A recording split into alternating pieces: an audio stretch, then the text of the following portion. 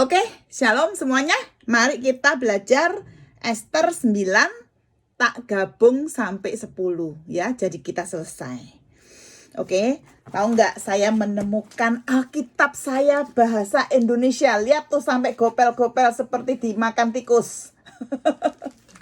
Alkitab saya ini ternyata saya baru lihat dibaptis tahun 87. Jadi waktu baptis dikasih sama pendetanya.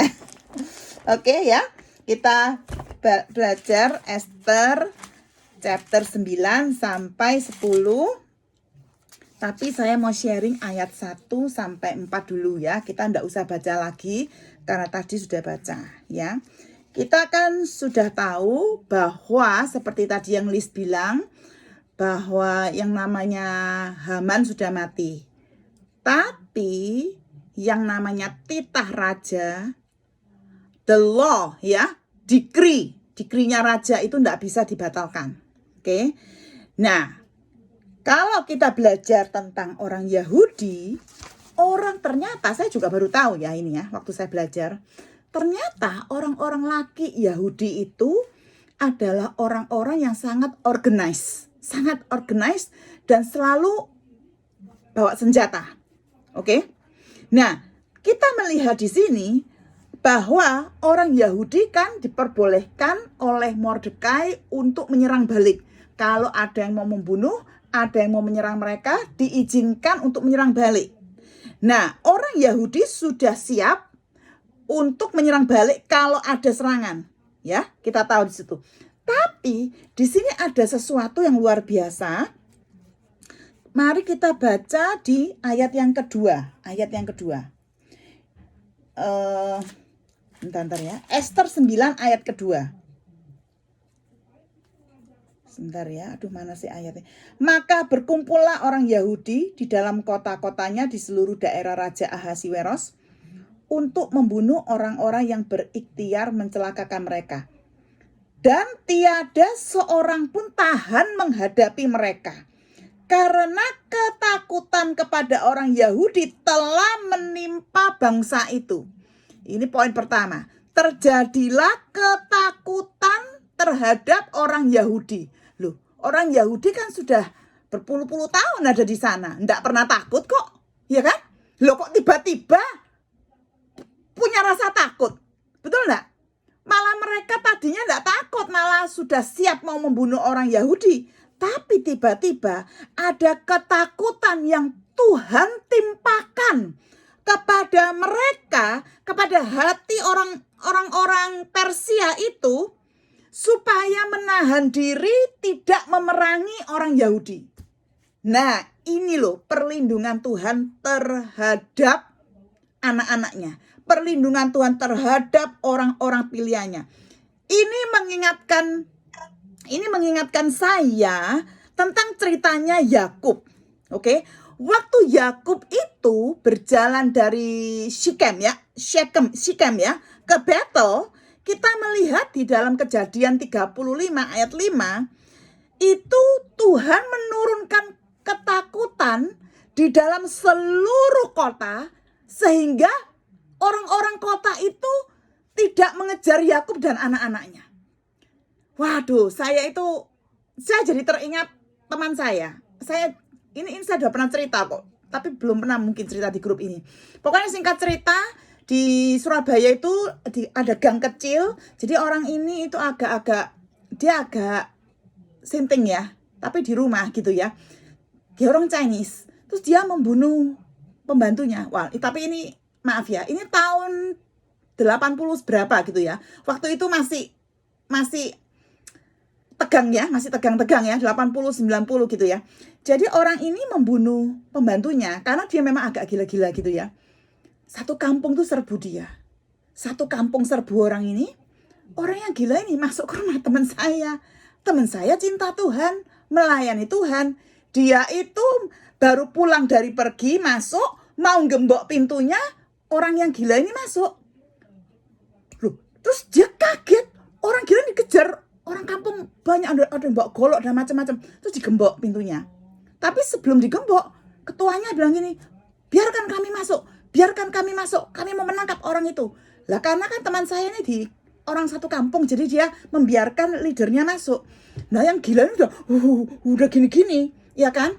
Akhirnya teman saya megang orang gila ini, dia bilang, terus sambil bilang, Tuhan Yesus tolong, Tuhan Yesus tolong. Dia juga gemeter kan, Tuhan Yesus tolong. Dia hanya bilang Tuhan Yesus tolong loh. Tahu enggak? Orang yang mau nangkep orang gila ini, tiba-tiba kepalanya lihat ke atas, udah gitu nunduk ke bawah, seperti ada yang dorong keluar. Mundur perlahan-lahan, mundur. Terus dia bilang sama orang-orang kampung, bubar. Ini penjaganya luar biasa, bubar. Ini kalau bukan penjagaan Tuhan, siapa lagi? Oke? Jadi, pada saat Esther itu, orang Yahudi, itu ada ketakutan yang menimpa orang Persia. Dan ketakutan itu bukan karena kebaikan orang Yahudi, bukan. Tetapi karena perlindungan Tuhan. Oke? Nah, sekarang kita melihat di sini, problem yang ada dengan dunia kita hari ini, apakah kita itu takut sama Tuhan? Apakah kita itu ada Tuhan menyertai kita yang membuat orang tuh takut sama kita? Ya, tapi kita tuh harus takut sama Tuhan. Nah, kita lanjutkan lagi. Bukan hanya orang Persia itu punya rasa takut sama orang Yahudi. Saya lanjutkan ya. Ayat ketiga. Dan semua pembesar daerah dan wakil pemerintahan dan bupati serta pejabat kerajaan menyokong orang Yahudi karena ketakutan kepada Mordekai telah menimpa mereka. Loh, jadi lah ya Mordekai kan sudah lama juga duduk di pintu gerbang. Nggak pernah takut sama Mordekai. Tiba-tiba takut sama Mordekai. Sekali lagi, tadi takut sama orang banyak Yahudi, sekarang takut sama satu orang yang namanya Mordekai. Oke. Kita baca ayatnya, lanjutkan. Ayat 4. Sebab Mordekai besar kekuasaannya di dalam istana raja dan tersiarlah berita tentang dia ke segenap daerah karena Mordekai itu bertambah-tambah besar kekuasaannya. Ini luar biasa, bukan hanya ketakutan terhadap orang Yahudi, tetapi ketakutan terhadap Mordekai. Ya, kita melihat di sini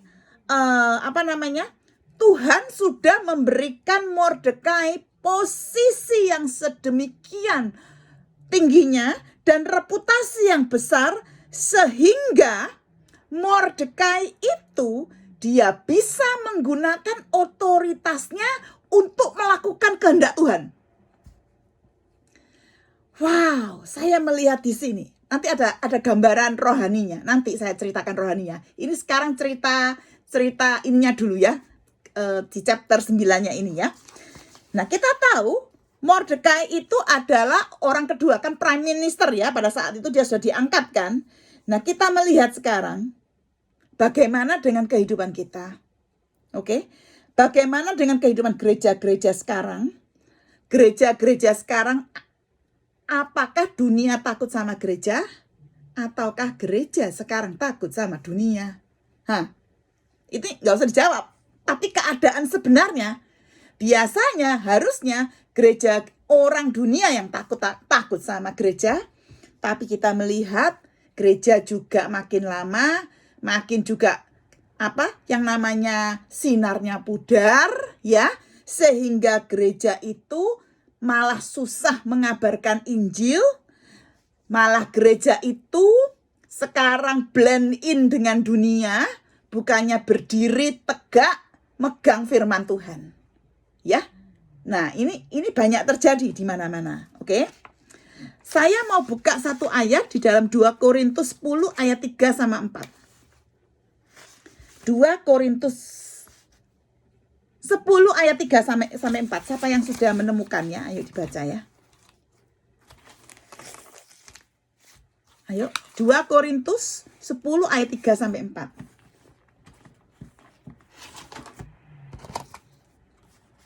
Oke, siapa mau baca?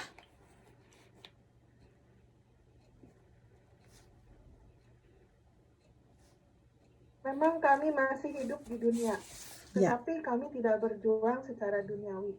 Karena senjata kami dalam perjuangan bukanlah senjata duniawi, melainkan senjata yang diperlengkapi dengan kuasa Allah yang sanggup meruntuhkan benteng-benteng. Amin, amin. Oke, mari kita lihat juga ayat. Nah, kamu lihat ya, senjatanya kita tuh apa, Lis, tadi dikatakan? Diperlengkapi dengan kuasa Allah. Ya, senjata kita. yang diperlengkapi Nah, dengan kuasa. Oke, senjata yang diperlengkapi dengan kuasa Allah. Senjata kita tuh apa? Mereka punya senjata loh. Kalau kita baca di chapter 9, chapter 8, orang Yahudi itu diperlengkapi dengan senjata. Senjata mereka apa? Kalau saudara ingat. Yang di Efesus itu ya. Senjata mereka tuh pedang loh. Pedang. Oke. Ada ayatnya. Sebentar ya. Sebentar ya. Ayat 8 ayat yang ke sebentar ya. 8 ayat 17 coba. 8 ayat yang ke-17.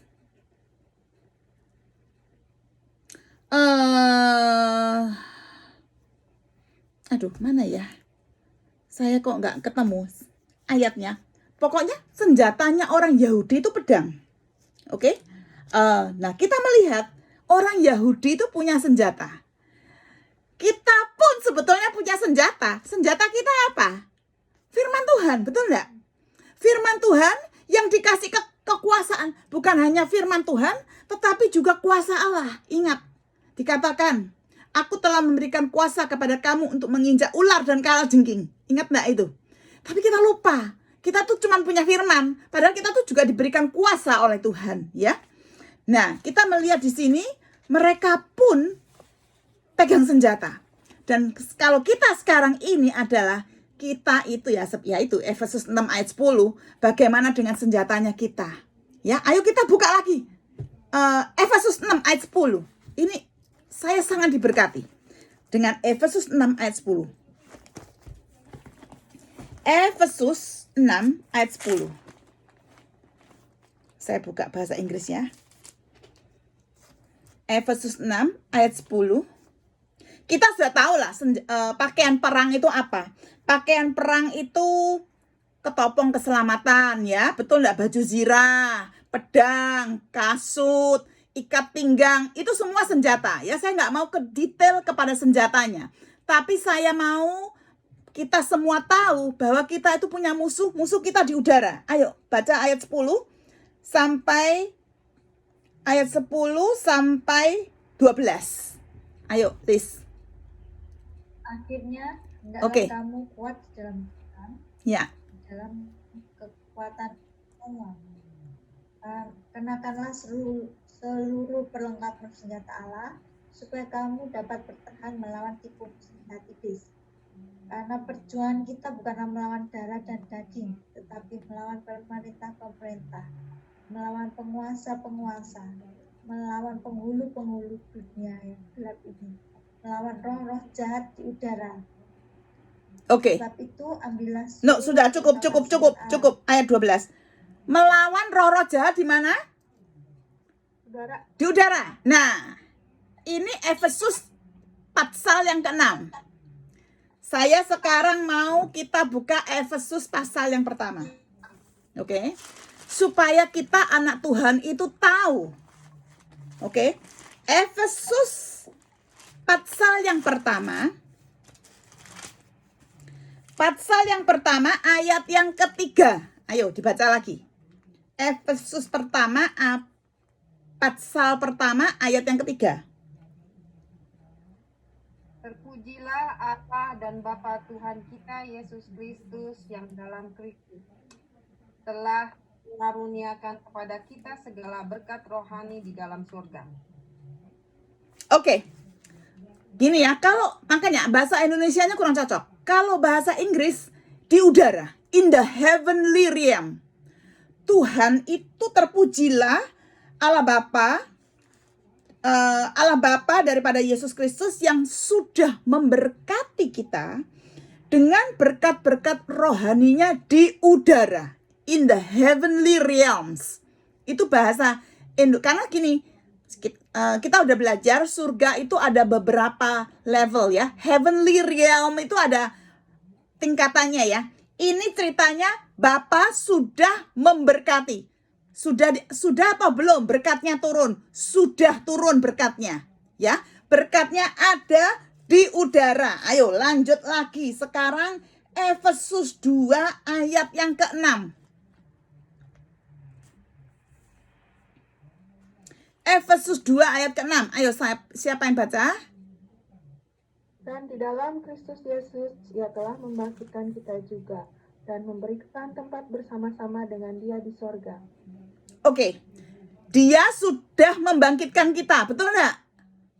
Dia sudah mendudukkan kita. Berarti posisi kita sudah bangkit, posisi kita sudah didudukkan. Kalau bahasa Inggrisnya in the heavenly realms, yaitu di udara. Kita sudah di udara, posisi kita itu sudah duduk bersama Kristus. Oke, kita lanjutkan lagi. Efesus 3. Efesus 3 ayat yang ke-10. Efesus 3 ayat ke-10. Supaya sekarang oleh jemaat diberitahukan berbagai ragam hikmat Allah kepada pemerintah-pemerintah dan penguasa-penguasa di surga. Maybe di udara. Iya. Dengan kalau bahasa Inggrisnya, lalu saya artikan bahasa sehari-hari ya. Tujuan Tuhan adalah melalui gerejanya, hikmat Allah itu diberitahukan kepada siapa? Pada kita. No, Pemerintah dan penguasa. di udara siapa? Ya, kuasa-kuasa gelap itu. Saya ulangi ya. Saya bikin bahasa sehari-hari. Tujuan Tuhan, ini Efesus 3 ayat 10. Tujuan Tuhan adalah melalui gerejanya supaya diberitakan hikmat Allah. Hikmat Allah itu harus diberitakan kepada penguasa-penguasa di udara. Jadi dengan kata lain, Tuhan sudah mendudukkan kita, sudah memberkati kita, posisi kita tuh sudah bersama Yesus. Kita ini harusnya memberitahukan tentang hikmat Tuhan kepada penguasa-penguasa di udara. Betul nggak? Sekarang balik lagi ke Efesus 6. Jadi kita sudah tahu tadi kita baca, ternyata yang namanya kuasa jahat, kuasa gelap, dan antek-anteknya itu ada juga di udara.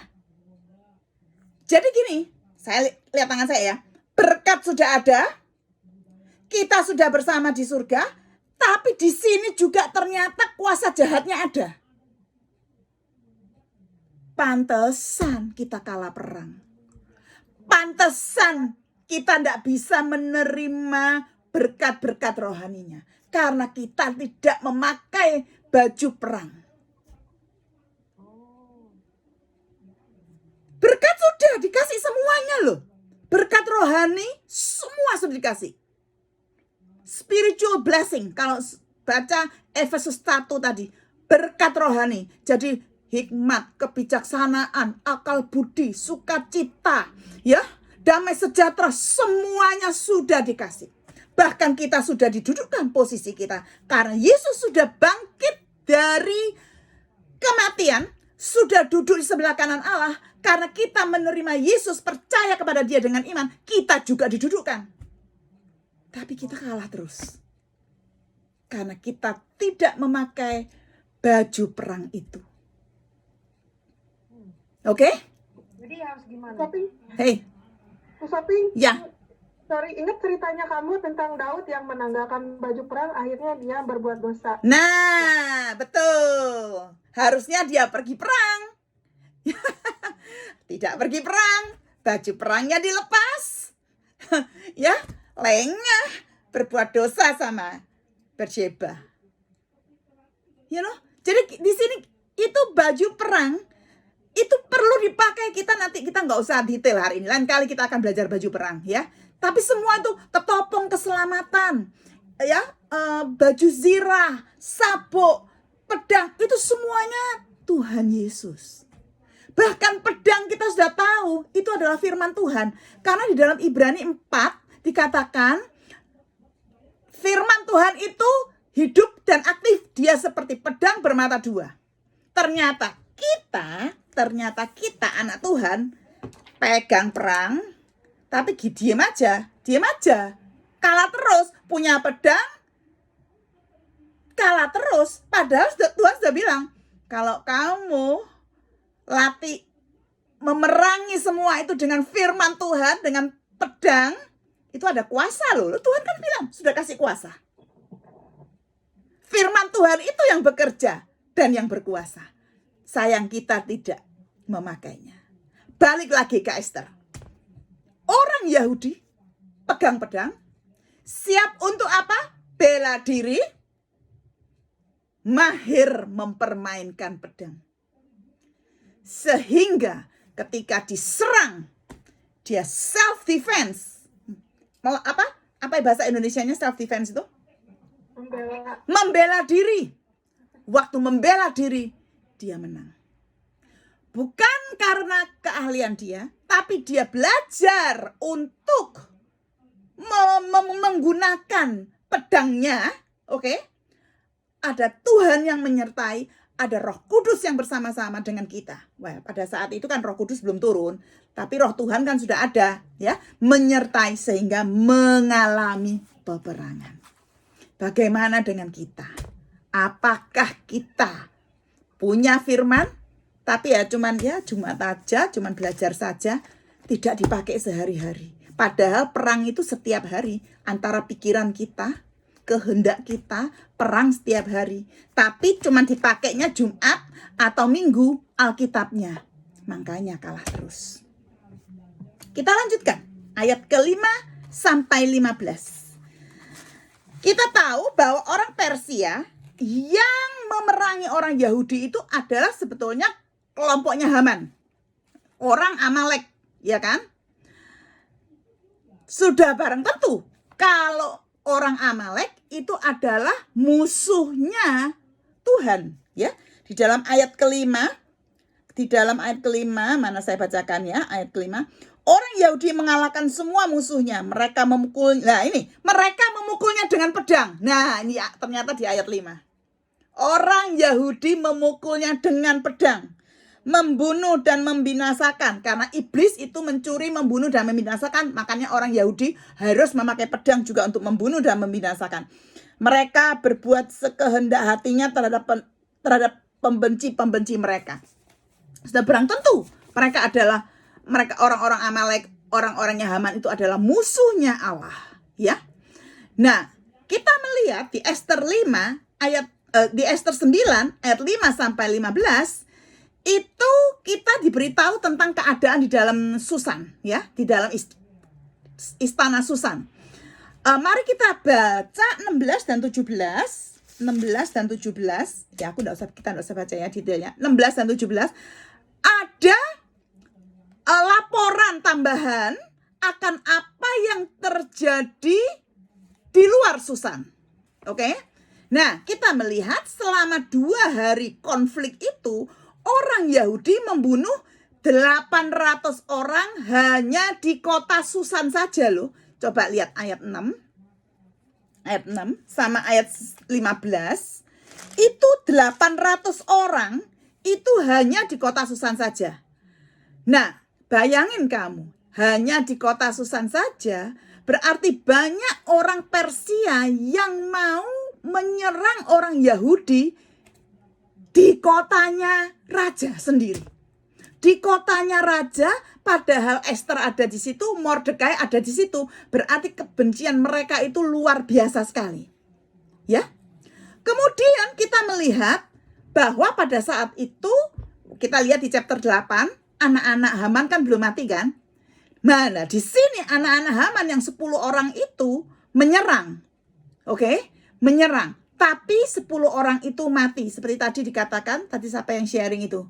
Ya, dituntaskan matinya ya, supaya tidak ada keturunan lagi yang membenci Yahudi. 10 anaknya tuntas mati.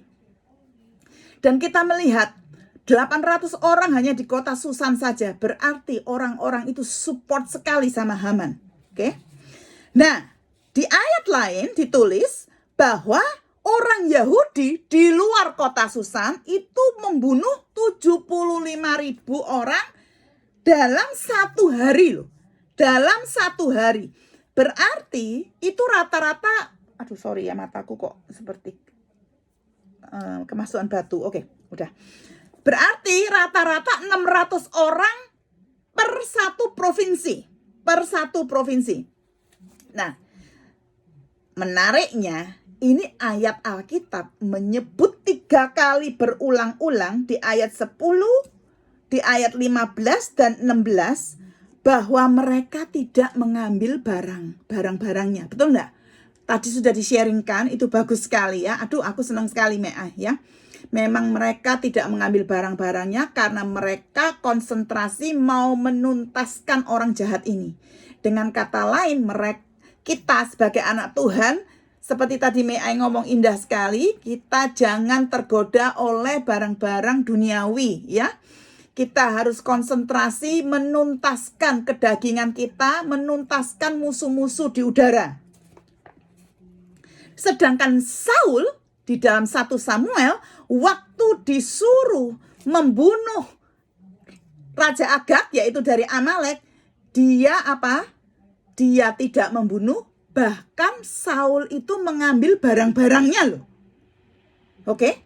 Maka dari itu Saul kehilangan dia punya kerajaan. Nah, orang Yahudi tahu, orang Yahudi tidak mau mengulangi kesalahannya Saul. Nah, jadi kadang-kadang kita tuh perlu tahu ya, ada kesalahan-kesalahan dari nenek kakek kita, nenek kita perlu tahu supaya kita tidak mengulangi kesalahan mereka. Luar biasa mereka tidak mengejar kekayaan. Yang mereka mau hanya apa? Memprotek diri sendiri. Mereka mau haknya mereka untuk hidup di dalam kerajaan itu dengan aman. Wow, ini luar biasa sekali ya yang mereka kejar. Karena apa? Leadernya kan Esther. Esther tidak mengejar kekayaan. Bahkan Esther itu berani mempertaruhkan nyawanya. Betul enggak? Untuk orang Yahudi. Dan mereka juga sudah berpuasa, sudah berdoa. Jadi kedagingan mereka itu sudah tidak ada. Banyak puasa dan berdoa. Ya, kalau kita banyak berdoa, kita banyak, saya jarang berpuasa, terus terang aja ya. Banyak berdoa, banyak melekat dalam Tuhan. Pelan-pelan kedagingan kita itu juga lama-lama supaya habis. Karena ada firman Tuhan mengatakan, aku mau supaya apa? Aku yang semakin kecil, tapi Yesus di dalam aku semakin besar. Oke. Nah, ayat 17 sampai 32 kita melihat di sini ada perayaan Purim, ya. Kita melihat di sini belajar sedikit detail, oke. Orang Yahudi itu membentuk perayaan Purim untuk apa? Untuk supaya anak-anak mereka itu ingat. Tiap-tiap tahun anak-anak mereka, generasi mereka mengingat apa yang sudah Tuhan kerjakan, bagaimana Tuhan menolong bangsa Israel dari kehancuran. Nah, Purim ini bukan festival Kristen loh, bukan loh. Oke? Tapi kita ini harusnya ikut sukacita bersama-sama dengan teman-teman kita orang Yahudi. Kalau mereka itu merayakan Purim. Kenapa? Karena perhatikan. Kalau orang Yahudi itu habis tuntas, saya tidak tahu apa yang terjadi dengan kita. Benar. Karena apa? Karena apa yang kita dapatkan sekarang, yaitu berkat rohani, itu asalnya dari orang Yahudi. Berkat rohani yang kita dapat asalnya dari orang Yahudi. Pengetahuan kita tentang Allah yang hidup dari siapa? Dari orang Yahudi. Oke? Firman-firman Tuhan mulai dari perjanjian lama sampai perjanjian baru, sampai kita belajar hari ini, dapatnya dari mana? Orang Yahudi. Bahkan Yesus, juru selamat kita, datangnya dari mana? Dari orang Yahudi. Tahukah kita semua missionary pertama orang Yahudi? Oke? Dan tahukah Roh Kudus yang ada di dalam kita? Ya semuanya karena orang Yahudi. Padahal orang Yahudi yang bunuh Yesus. Tapi semuanya itu dari orang Yahudi. Jadi sebetulnya kita ini patut ikut merayakan perayaan Purim bersama-sama dengan orang Yahudi. Bukannya festival, bukan. Turut merayakan sukacita bersama-sama dengan orang Yahudi. Karena kita tuh ada sampai hari ini gara-gara mereka. Kalau nggak ada orang Yahudi, nggak ada gereja. Karena gereja dimulai dari mana? Dari orang Yahudi. Bahkan Yohanes ayat 4, bukan ayat 4, Pasal 4 ayat 22 dikatakan, keselamatan itu dari orang Yahudi. Yohanes 4:22. Jadi, kita jangan menganggap Purim itu tradisinya orang Yahudi. Jangan. Justru gereja harus ikut merayakan. Karena apa? Kalau kita ikut merayakan orang Purim, oke? Kalau anak-anak kita tanya misalnya, kita bisa menceritakan. Kita bisa menceritakan cucu-cucu kita. Karena apa? Kalau gereja itu ignore, tidak peduli dengan Purim, wah saya nggak tahu lagi gimana ceritanya. Ya, kita harus, penting sekali. Maka Esther ini makanya ditulis ya, meskipun tidak ada kata-kata Tuhannya, itu turning point. Tuhan menyelamatkan orang Yahudi. Oke, tapi kita gini ya, ini kan tradisinya orang Yahudi. Oke? Tapi jangan sampai tradisi ini kita membuatnya menjadi satu yang sakral. Ya ngerti ya, sakral ya. Maksudnya religius ya. Nah, itu menjadi bahaya. Karena kita itu diselamatkan oleh Yesus Kristus sendiri. Oke? Nah, kita melihat tadi Mega sudah sebutkan bahwa orang Yahudi yang di luar Susan itu sudah selesai dulu perangnya. Kan karena enggak banyak. Cuma 600 yang dibunuh per provinsi. Sedangkan di Susan itu 800 loh, di kota kecil itu. Kalau provinsi-provinsi lain kan cuma 600. Jadi mereka selesai duluan. Mereka merayakan pada tanggal 13. Hari yang ke-13. Sedangkan orang Susan, karena orangnya 800 yang dibunuh di kota yang kecil, perayaannya itu 14. Oke? Tapi akhirnya Mordekai mengeluarkan satu surat yang menginstruksikan orang Yahudi untuk merayakan kedua-duanya, yaitu tanggal 13 dan tanggal 14, bahkan tanggal 15 juga. Ini ada di ayat 20 sampai 22. 20 sampai 22. Hari ini orang Yahudi merayakannya berhari-hari. Hari ini orang Yahudi merayakannya dimulai hari ke-13. Oke, mereka pergi ke sinagog, mereka mendengarkan buku Esther itu dibacakan di depan publik, dan ketika nama Haman disebut, mereka berteriak. Teriaknya begini, may he be accused, ya, biarlah mereka accused itu bahasa Indonesianya, didakwakan, oke? Biarlah dia didakwakan, dia adalah terdakwa, biarlah dia hancur, biarlah dia binasa, oke? Jadi kamu melihat di sini, kita melihat karena itu mereka dirayakan, anak-anak orang Yahudi itu juga kan anak-anak kalau ada yeay, hore, itu kan seneng ya, seru ya. Wah, waktu orang-orang papa mamanya bilang biarlah dia binasa, biarlah dia menjadi terdakwa, anak-anak orang Yahudi juga ikut hore-hore gitu sama orang tuanya sampai hari ini. Itu luar biasa sekali ya. Jadi ceritanya Esther ini dibaca terus-menerus di dalam sinagog itu beserta dengan doa.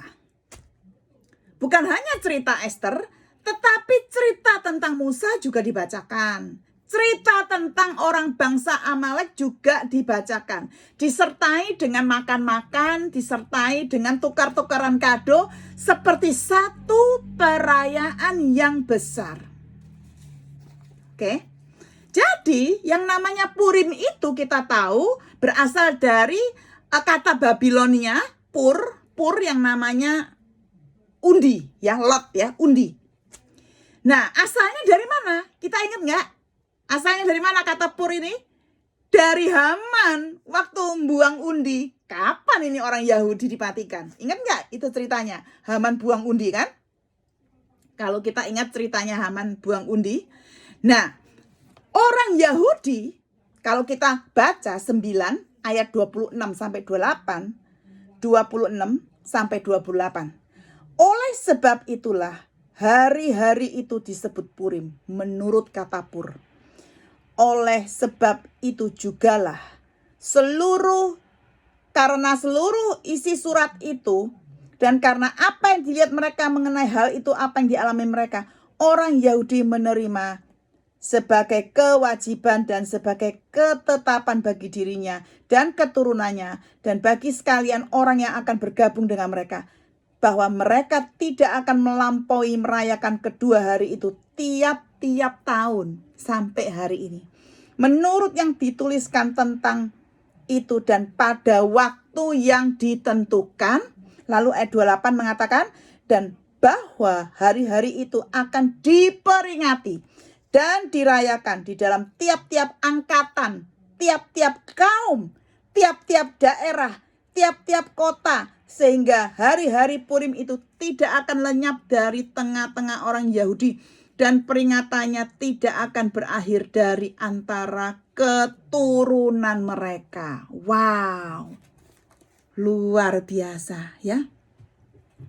Dirayakan, yang saya kagum, dirayakan di tiap angkatan, tiap kaum, tiap daerah, tiap kota loh. Ini benar-benar satu perayaan yang dahsyat sekali, ya. Nah, saya melihat di sini, kenapa Tuhan itu suruh merayakan begitu? Saya belajar beberapa hal. Hal yang pertama, mereka mengajarkan anak-anak mereka tentang artinya Purim itu, supaya cerita ini, pesan ini tidak terhilang, tidak pudar atau tidak padam. Kamu tahu enggak? Saya melihat orang Chinese itu kekeluargaannya itu erat sekali. Ternyata enggak, ternyata orang Yahudi lebih erat lagi. Saya melihat orang Chinese itu, waduh, kalau sama family, kalau sama keluarga, itu kalau ketemu, dimanapun ketemu, itu erat. Ternyata orang Yahudi itu lebih erat ternyata. Lebih, wow, ya. Mengajarkan kepada anak-anaknya, ya. Lalu saya melihat di sini, ada rasa patriotisme dan mencintai negara. Oke, ada satu hal lagi. Bukan saja mengajarkan anak-anaknya, tetapi ada patriotisme dan cinta sama negara. Ada kebanggaan sendiri menjadi orang Yahudi dan memberikan kemuliaan bagi Tuhan karena apa yang sudah dilakukannya. Wah, ini luar biasa sekali. Oke. Lalu bukan saja itu, mereka itu dengan perayaan ini, mereka itu melihat tangan Tuhan di dalam sejarah mereka. Karena kan sejarah. Sampai hari ini loh dirayakan. Jadi mereka melihat tangan Tuhan di dalam sejarah bangsa mereka sendiri. Mereka memuliakan Tuhan untuk kebaikan Tuhan. Oke? Dan mereka meminta ampun sama Tuhan akan dosa-dosa mereka. Dan dedikasi mereka kepada Tuhan ini dilanjutkan dengan perayaan, yaitu tadi saya bilang makan-makan. Dengan makan-makan. Luar biasa sekali. Aduh, saya jadi kepengen ikut ke kapan ya? Purim kapan-kapan kalau Purim kita pergi ke Mercer Island itu ada banyak sinagog, kita perlu ke sana loh. Perlu mempelajari, perlu melihat. Nggak usah jauh-jauh ke Israel, ke sinagog sini aja. Ya, bos saya orang Yahudi. Nanti kapan-kapan minta sama bos saya ikut ke sinagognya dia ya. Oke, kita lanjutkan ayat 29 sampai 32. Kita melihat bukan hanya Mordekai di ayat 29 sampai 32 ini, bukan hanya Mordekai ini mengirim surat instruksi ini kepada orang Yahudi untuk dirayakan terus generasi ke generasi. Tetapi kita melihat di ayat 29 sampai 32 ini, Esther itu juga ikut Mordekai untuk mengirimkan surat yang kedua. Mari kita lihat surat yang kedua yang dikirim. Ya, Esther. Di ayat 30. Lalu dikirimkanlah surat-surat kepada semua orang Yahudi di dalam ke-127 daerah kerajaan Ahasiweros dengan kata-kata salam dan setia. Nah, ini surat yang ditulis yang dikirim oleh Esther, yaitu tentang surat salam dan setia. Oke. Mengapa ditulis tentang surat salam dan setia? Ternyata diketahui bahwa di dalam orang Yahudi pada saat itu, karena urusan soal menyerang dan membela diri ini, sejak pengumuman daripada Haman bahwa orang Yahudi mau dibunuh, sampai perintah Mordekai bahwa orang Yahudi itu boleh membela diri, ternyata ada di antara orang Yahudi yang tidak punya pikiran yang sama. Sehingga menyebabkan salah paham, clash antara orang-orang Yahudi. Maka dari itu Esther mengirim surat yang kedua. Dikatakan salam dan setia. Dengan kata lain greeting, peace ya. Kalau bahasa Inggrisnya itu dia kirim kata-kata peace. Menganjurkan supaya mereka sudah selesai, mari hidup dalam peace. Oke. Nah, chapter yang ke-10 saya lanjutkan ya, nanti apa arti rohaninya nanti ya. Chapter yang 10 itu kita melihat di sini bahwa Mordekai itu sebentar ya. Ayat 2, segala perbuatannya yang hebat. Saya dari ayat pertama. Ahasiweros mengenakan upeti atas negeri dan daerah-daerah pesisir juga. Segala perbuatan yang hebat serta gagah dan pemberitaan yang seksama tentang kebesaran dikaruniakan raja kepada Mordekai. Bukankah semuanya itu tertulis dalam kitab sejarah Persia, Media dan Persia? Jadi bukan hanya dirayakan di dalam Purim, tetapi juga ditulis di dalam buku Persia. Ingat? Yang namanya library-nya raja itu banyak sekali. Mordekai menyelamatkan kehidupan raja juga ditulis. Sekarang raja juga menyuruh menulis di dalam kitab sejarah Raja Media dan Persia.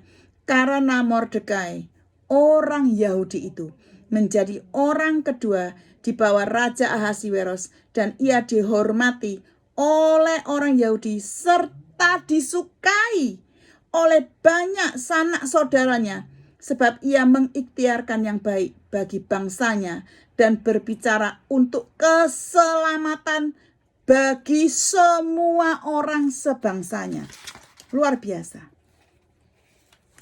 Kita tahu di dalam cerita ini ya, bahwa Mordekai itu menjadi orang kedua. Seperti siapa? Seperti Musa. Oke? Zamannya Musa waktu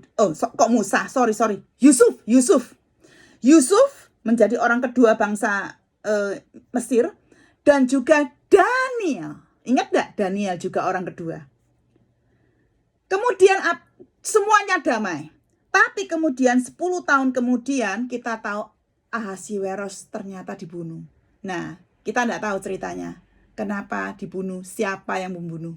Tapi 10 tahun kemudian Ahasiweros dibunuh. Kemudian tidak ada cerita lagi tentang Esther dan Mordekai. Tapi apa yang dilakukan Mordekai itu gak sampai 10 tahun. Oke, mewakili bangsa Israel. Yesus Kristus melakukan buat kita selamanya. Supaya kita masuk dalam kerajaannya selamanya.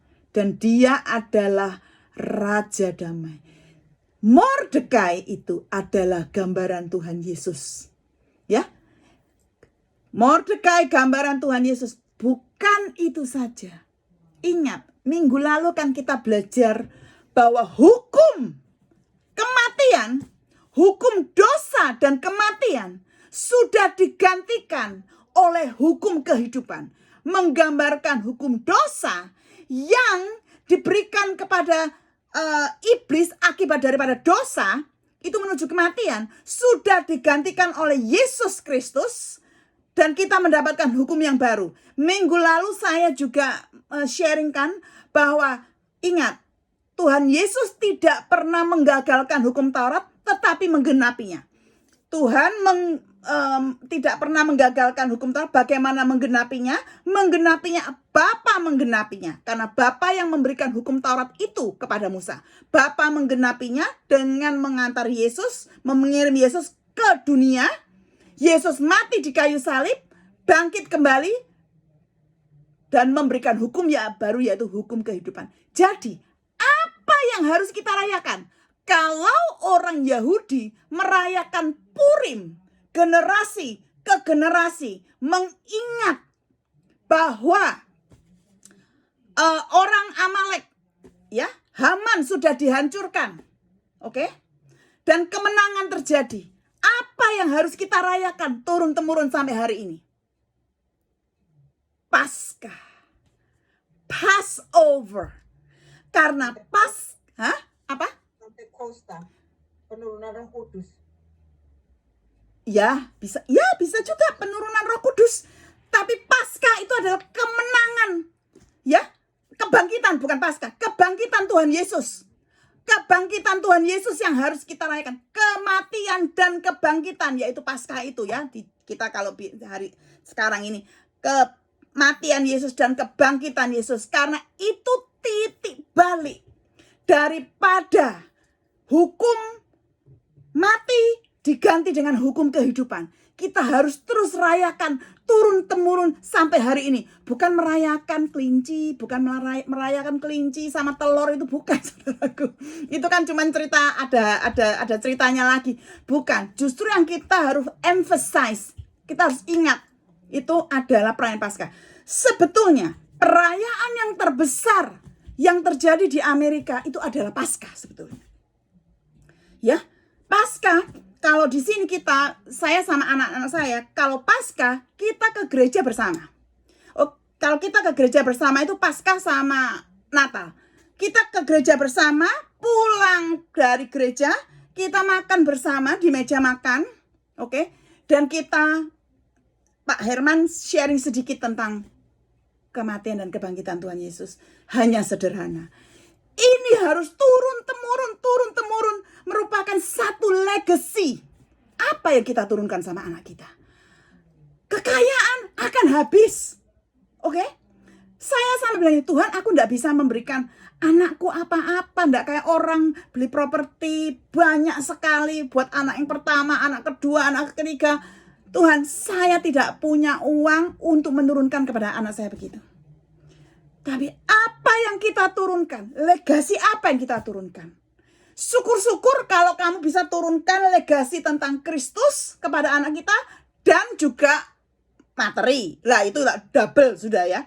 Tapi jangan putus asa. Kalau kita nggak punya materi, kita turunkan legasi, yaitu pengenalan akan Kristus. Mungkin kita nggak bisa tahu sekali sejarah Alkitab bagaimana, kita nggak mengenal. Cukup ceritakan bagaimana Tuhan menolong mama sama papa. Bagaimana Tuhan menyelamatkan kita semua. Bagaimana Tuhan membawa kita ke Amerika. Bagaimana Tuhan memberkati kita semuanya. Kalau bukan karena Tuhan Yesus. Dan yang terakhir, bagaimana Tuhan Yesus mati. buat kita semua, buat kamu, buat saya. Legasi ini yang perlu diturunkan kepada anak-anak kita. Seperti perintah Tuhan kepada bangsa Israel untuk Purim itu dirayakan. Amin, saudaraku. Kita udah selesai chapter yang 10. Mari kita berdoa sebentar sebelum kita masuk dalam yang lainnya. Oke, ayo kita berdoa ya. Bapa yang di sorga, sungguh dahsyat Tuhan. Kebenaran firman-Mu Tuhan. Bapa, kami tahu setiap dari kami Tuhan mempunyai masalah, mempunyai kekurangan-kekurangan yang berbeda Tuhan. Tetapi Tuhan, firman-Mu menguatkan kami. Seperti Esther yang tidak memikirkan materi sama sekali. Tapi berani Tuhan mengorbankan dirinya. Ajar kami untuk seperti itu Tuhan. Mengorbankan waktu, mengorbankan tenaga, mengorbankan diri kami. Untuk anak-anak kami, untuk keluarga kami Tuhan. Ajar kami Tuhan untuk bisa menurunkan Tuhan satu legasi pada anak-anak kami. Yaitu pengenalan akan Kristus Bapa. Karena Engkau sudah menggantikan Tuhan. Hukum maut itu Tuhan. Kau sudah gantikan kepada hukum kehidupan. Engkau sudah memberikannya kepada kami melalui kebangkitan-Mu Tuhan. Biarlah ini kami pegang terus. Kami turunkan kepada anak-anak kami. Terima kasih Tuhan Yesus. Terima kasih. Di dalam nama-Mu kami berdoa dan mengucap syukur. Haleluya. Amin.